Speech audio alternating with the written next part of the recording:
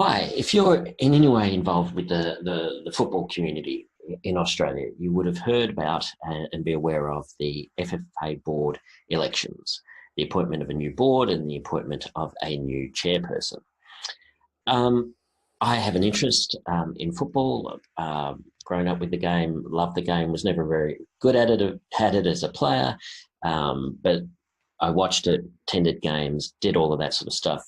Have been involved in one way or another with football for a long, long time, and I've really become interested in how the game is organised and structured in the country, and particularly, and I think it's a really important time for football in Australia with regards to these elections to the board of the FFA, because I think there's an opportunity here to perhaps reboot and reset. It's too strong a term, too strong. But there is something going on that there's an opportunity here to do some really good stuff. So I want to spend a few minutes really just talking about my thoughts and my what I think are the pertinent issues that are being discussed, but more importantly, the issues that are not being discussed as part of the selection process, either by the football media, the candidates themselves, and the broader debate and discussions that is occurring around this election. So they're my initial thoughts, and where this came about, particularly with the organisation of this video, no matter how terrible it is in terms of its design and in terms of its application. I listened in on the AAFC symposium that they organised with all the candidates, or at least the majority of candidates, on the 12th of November. And that video and audio is still available online, I understand. And it was really good that the majority of candidates for the board and of course, the chairmanship, or chairpersonship rather, could attend, and if they couldn't attend, at least had a prepared statement read out on their behalf. And it's a credit to the AAFC that they organised the event in Melbourne, and I think it was an important initiative on their behalf to organise it and get the candidates together to argue their positions, their views, their interests, and also to get, while there wasn't, I think, any formal debate, I think there was, it was pretty clear that there's a whole range of views and issues that need to be addressed and discussed. It was a credit to the candidates that they attended. It was a credit to them. The limitations of time are always against them, and there just really wasn't enough opportunity for they themselves or for questions from the floor to actually address the nuts and bolts issues, the operational issues, the real detailed issues in any great depth. But at least it was a start. At least it was an attempt on that. And so what I want to do through this video is talk about, again, identify who I thought were the key candidates, the candidates that are really in the running to shape the board and possibly the chairpersonship. I also want to speak about some of the issues that I think are taking too much time and too much attention.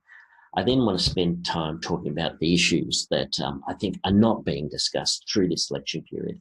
And I think it's particularly important that they should be discussed through this election period, because it's the one chance that they probably can be, at least in its most public sense, and for the candidates themselves to understand that these are the issues, not just issues that they've identified, but the issues that the football community have identified.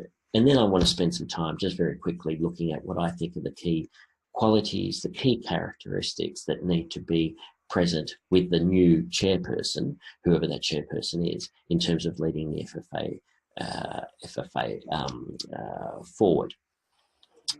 So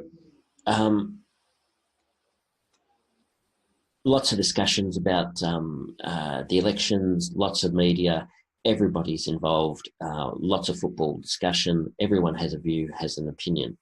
But what's really interesting is that ultimately the football public don't get a say. And that's probably understandable. It's an organisation election. It's not an open franchise. It's not a it's but effectively it's a representative democracy of the key football stakeholders. So in this context, the entities that are eligible to vote are football federations, the state and territory federations, which comprise about 55% of the vote. Professional clubs, 28%, the players, 7%, and the Women's Council, 10%. What's my interest? Well, again, as I said earlier, I've had a long interest in football and what it means as a sport, what it means as a political economy, what it means as an institution in the community. So I've been involved as a player, again, not a very good one. I've been involved as an administrator. I was also involved for a short time, for about 4 years, as a local inner city local councillor and mayor in Melbourne, and really tried to promote football as much as I could. Community football, obviously, there was an NPL club at the time during my term on council, and tried to promote the game in terms of the established demography, men's and boys, but also girls, also disabled football. Tried to work with new and emerging migrant communities, asylum seeker communities in Melbourne in growing the game. Had discussions with A-League clubs, the 2 A-League clubs in Melbourne, with regards to setting up pathways, etc. And we were very successful at the City of Yarra, working particularly with Melbourne City. I've also had, my background is in business analysis, business analytics, corporate strategy and design. I'm also have submitted an abstract to a football or a sports economics conference in Berlin next year, looking at the political economy of football and what it means in terms of all those sort of issues. And again, I've just plugged up an abstract of that here on the screen with various other bits and pieces. So if you're interested in the abstract, at least, let me know and I can get it to you. But I'm really keen on looking at identifying the key physiogenomies of experienced by the major Australian football sporting competitions, describing the economic and the externality aspects of the operations of professional sports, and describing how a range of sport data sets are currently collected, considered and applied to key sport policy, sport administrative and market outcomes, and of course identifying their limitations and their failings, and trying to identify some new ones. So back to the FFA board elections. Again, there's a string of candidates, etc., etc. I'm going to be spending my time identifying who I thought were the more impressive candidates. That's not to say that the other candidates that I haven't mentioned don't have their particular successful traits and qualities, but I'm going to spend, I think, my limited time on the candidates who I think impressed me, and for various reasons. So the first one, of course, was Craig Foster. I think in terms of a performance, he was the best performer.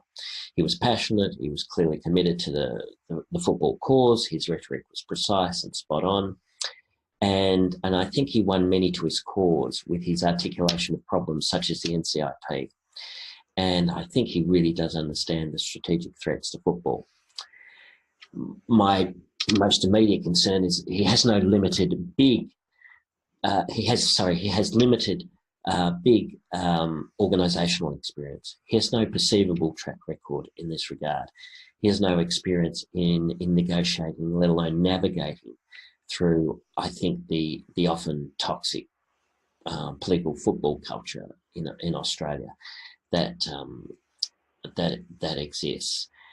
That's not to say he can't develop all those sort of characteristics and traits. He's obviously a very successful guy. You don't become a professional footballer in Australia, and of course in Europe, you don't become the captain of the Australian Socceroos unless you've got real leadership qualities and leadership credentials. And so he can do all of that, but at least on paper, he doesn't seem to have it immediately. And I think that's going to be a real issue for him. I think as an appointment to the board, he would be outstanding. The question marks, though, applies with regards to whether he can do it as the chair. Rema Nagorotto. He's clearly highly intelligent. He's experienced both in and out of football. He's been there, done that. I found it surprising, however, that he admitted very early on in his presentation that he wouldn't challenge for the chair, which I think was, for me, immediately disappointing, because I think he would be outstanding on that basis. But he felt that he wouldn't stand as part of his candidacy for the chair, at least, because there would be this perception that he would represent old football. And that was a theme that kept coming up, old football versus new football. This was the theme that kept coming up through the through the symposium. I actually think tactically it was a mistake for Nagorotto to make that that statement. I think challenge it. If people think you're old football, then challenge it. I think he clearly has the corporate nous to take on that challenge and that perception and that theme, and I think he should say, well, okay, fine. If people think I represent old football, well, so be it. I'm still going to challenge. I still have qualities and traits that deserve representation on the board. Heather Reid, she couldn't attend the meeting, but a prepared statement was read on her behalf. I thought it was precise, it was exact, and it was to the point. She has clear experience in and out of the game, which I think is sorely needed.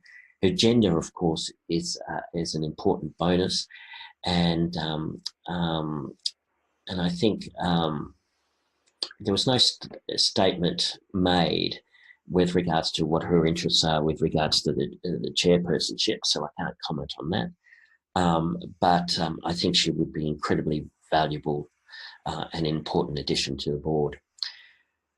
Joseph Carozzi, he's clearly a candidate for the board and the chair. He comes with probably the biggest credentials, at least in immediate business, as the current managing partner of Sydney PwC. A touching issue that everyone has of him is that he's currently the deputy chair of the Greater Western Sydney football team in the AFL, and he declared that on appointment to the board, he would resign, and that's self-evident a conflict of interest should he be elected to the FFA board. He did say, look, that he was a football supporter. He supported clubs in Sydney, etc. And I've got to say before I forget, I've got to display a conflict of interest with Nagorotto. He's apparently an Inter supporter. I'm a Milan supporter, but of course we won't hold that against Nagorotto. So back to Carozzi, I think his performance was a bit flat, I've got to say. There wasn't a lot of passion, there wasn't a lot of flair. He did make the more obvious points about governance and about organisation. He did make one particular point about the marketing opportunities available to football in Australia, the various football properties from the Socceroos, the Matildas, the A-League, the FFA Cup, the Asia, and the various World Cups that the FFA need to leverage off to promote the game. So that's the summary of the four main candidates, I think, that should be in the running for not only the board, but also the chairpersonship of the FFA. I now want to spend probably just a few minutes, and this is a reflection of what happened on the 12th of November, that there are probably some issues that are clearly important, clearly need attention, clearly need to be addressed. But I think we're spending too much time on these particular issues, and obviously not on others, and not on others that are particularly have an opportunity to be addressed through this election period window. So what are those those issues.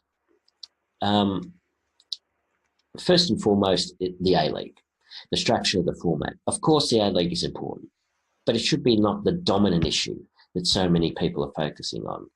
And to some, it's an extensive focus, and it takes away necessary time and concentration on other issues that I'll address as we go along, that I think need to be addressed.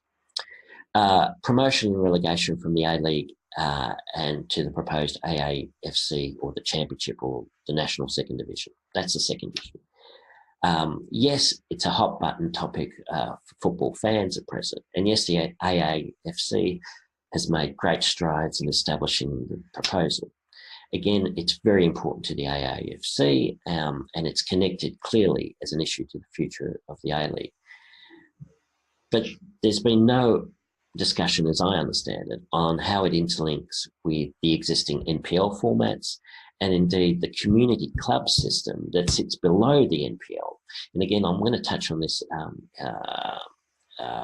in a little while with regards to taking an ecosystem analysis of the entire football structure and community in Australia. The third issue that got around a couple of times on a symposium was the monetary compensation levels for NPL clubs transferring players to the A-League. I've been to workshops at the AAFC, and so many presidents and committee people of NPL clubs particularly have, amongst other things, and a necessary one and a real one with regards to compensation for player development and transfers to the A-League. But again, that's an operational issue, and it's probably needs to be addressed in one form or another, particularly if and when, and I hope when, the second division or the championship gets established. But again, we can't be hung up on that at the moment until we get some of these broader issues organised. So these are the issues that I think we need to talk about in terms of through the election period. There's about, I think there's about 7 of them, and then many others, of course, that other people will want to place greater significance and emphasis on. But for me, these are some of the more pertinent ones. The first, there's been no detailed appreciation or discussion of the needs of grassroots football. It fundamentally subsidises the game. Yes, there are corporate interests and corporate partnerships and commercial broadcast deals, etc. And in terms of the quantum, they probably bring in more money. Yeah. But in terms of the cultural investment, the sporting investment, the sheer dedication and passion, there's been no real discussion about how the FFA interlinks back with the grassroots game. The second issue, we need to look at ways to reduce the incredibly high player registration fees, especially for young players. It's a tax on participation, and it's imposing a heavy financial burden on so many families in subsidising their kids playing the game. It's expensive to pay for the registration of their child. And then you add in all the externality costs of driving their kid to games, or maybe even multiple games if they've got multiple kids playing the game, buying kit, buying boots, getting them to training and back, all the other incidentals that go with it. 3, we need to talk about local councils that largely fund, maintain and underwrite football infrastructure, such as grounds and training rooms and lighting. They carry the game effectively. Yes, the federal government and state government put in funding, but it's ultimately local councils that support the game. And there's been no discussion about how the FFA, obviously through the states and territory federations, will seek a better relationship. And I can talk at length through my own personal experience about some of those issues and concerns. We need to talk about, or the candidates at least, need to talk about the role, the performance, and the sustainability of the community clubs within the entire football ecosystem. Yes, the A-League is important. Yes, the proposed AAFC Championship Second Division is important. But what about the community clubs that sit below the NPL? What about them? There was no discussion, or has been no discussion, as I understand, on how the FFA will look in terms of its an organisational design, its organisational pattern, post-election. What are the board members proposing with regards to what it would look like? So much criticism I've heard from football people outside of the FFA is that it's so top-heavy with people. What are the staff levels? What do they do? What are their performance criteria? What are their performance outputs? No discussion about any of that. 6, how will the new board intend to reboot its relationship with the state and territory federations? What will that relationship look like? What sort of conciliation processes will the new board look to implement? And how would the relative health of the relationship be measured? So much of the FFA relationship, as I understand it, particularly wrapped around the A-League structure. The relationship has been poor. And these elections have been brought on by the state and territory federations. So clearly something's gone wrong and it needs to be addressed. Finally, we really need a precise, clear, transparent roadmap on the financial sustainability model for the FFA. Indeed, we need a financial sustainability model for the entire football ecosystem across the country. That includes the Socceroos and the Matildas and the A-League and the Championship or the Second Division, the NPL and the community clubs and all the other key stakeholders in the game. We need to look at player registrations, the corporate sponsorships and partnerships, the broadcast, the commercial broadcast deal and rights that may waver. And we also need to look at understanding that it's one day it may well all change. Are we ready for that change in the commercial broadcasting technology? Are we just going to rely on pay TV broadcasting? Can we go free to air? But what about the internet? How does the football organise itself with regards to that technology?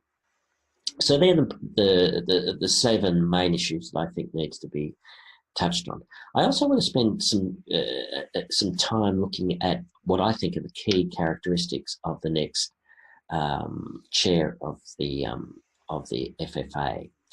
Of course, on the board, you need representation. You need football representation. You need all the relevant stakeholders. You need various disciplines to be represented, from business, from marketing, finance, etc., etc. But I think there needs to be a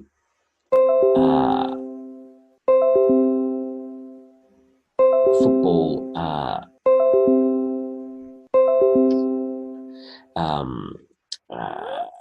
characteristics of the chair, which will be so important in terms of its future success.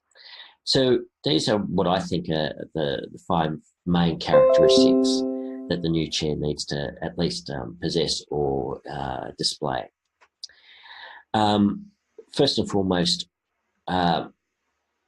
we need a chair that is for the whole game. Yes, for the FFA in terms of its corporate responsibilities and its corporate structure, etc. But they need to represent the entire game. We need someone who can talk people into the game, into the stadiums, into watching the game on television, into going down to the suburban park and watching the local team play. We need someone who wants people to be part of the game. He or she needs to be the public face of the game. He or she needs to be able to converse with the ordinary person on the street, through to be accomplished in the media and talk to senior government ministers. The previous chair had many skills and many outstanding qualities, but being a communicator wasn't part of them.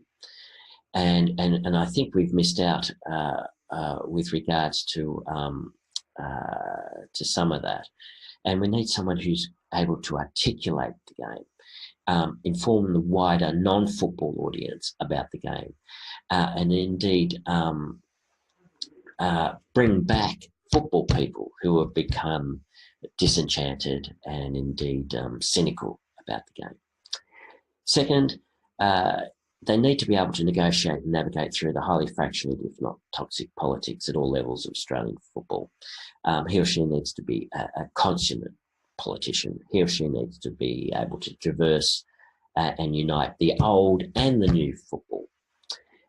He or she needs to tie together the federations with the A-League clubs. He or she needs to tie the community, largely amateur football, with the professional. 3, he or she needs to rebuild the FFA. I would argue the entire football ecosystem across the country needs to be reappraised and is in desperate need of functional reform. 4, he or she needs to be able to navigate and lead. He or she needs to lead the FFA on a clear, transparent and articulate roadmap. There needs to be, of course, real consultation on that roadmap. But whatever that roadmap looks like, it needs to be implemented. And that, in some respects, will be when the hard work really starts. And last, 5thly, he or she needs to be able to challenge the ecosystem, challenge all the institutional stakeholders, challenge the state and territory federations to themselves undertake necessary reforms and change. So, to conclude, the football community, and that's what it is, it's a community, needs to think holistically, and the FFA board election provides an opportunity to reboot and reset. We need to not think in terms of sort of pyramid structures, in terms of professional versus amateur versus community clubs, for example, but we need to think of it as an entire system as a whole, and indeed as an ecosystem where changes to one particular element of that ecosystem will have feedback effects and implications on other elements of that system, and arguably across the entire system. And I think that's something as the football community that we've never really understood, perhaps we've never really recognised it, and obviously never really appreciated. And this is a challenge for the new chair and the new board of the FFA. These are just some ideas that I've put together very quickly. I've got others, and within these ideas that I've quickly sketched out here today, I've got a bit more content and a bit more information, but I'll keep that for now. Hopefully you found this to be of some interest. Hopefully it's excited some debate, good, bad, different, in terms of arguments. If you agree with me, please let me know in the comments below. I've got some social media, Twitter, LinkedIn, etc. If you disagree with me, please let me know as well, because that'll help me and inform me about my own thinking around all of this. And the more people we've got thinking about this, the better. There's a window here with regards to the FFA board elections that I think the football community really needs to get stuck into. But I think once the elections are done, there's an opportunity, I think, for the board and the chair to really re-engage with the football community and get things going. So again, thank you very much if you've made it this far, and look forward to hearing your comments and your views as we go forward. Thank you.